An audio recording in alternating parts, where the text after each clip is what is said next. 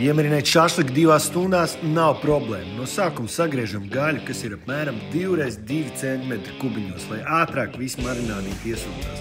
Un, protams, arī vieglāk būs ielikt mutītē un forši sākos ļāt.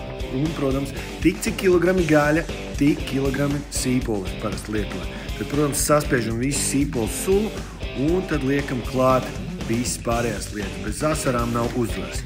Liekam klāt melnos piparus, liekam klāt košuru sāli, nežēlojam sāli, tad liekam arī mazliet kaut kādu asu piparu, tad arī cukurs, obligāti lieta ir cukurs, tad ētiķis, lai tas viss paliek marinētīgs. Un, protams, es lieku San Pellegrino ūdeni, kas ir tāds stipri gāzēts, viņš iedod tādu šampaniešu efektu un aiziet ļoti labi. Tad pārklājam visu ūdeni pāri gaļai un atstājam to uz 2 stundām. Un kamēr iet mums 2 stundas, iekuram smuku malciņu, tad mēs sataisam arī mūsu čimičurī. Mēs čimičurī taisīsim šoreiz ar kinzu, tad klāt pieliekam sālīti, pieliekam klāt asos piparus, pieliekam klāt arī melnos piparus, ētiķi un, protams, olīveļu. Šoreiz vēl klāt pielika arī sarkanu sīpolu, kas nav, diemžēl, video parādīts, bet mums paliek tāda ļoti, ļoti patīkama skābena un maiga forša mērcīte, kas iet ļoti labi kopā ar gaļu.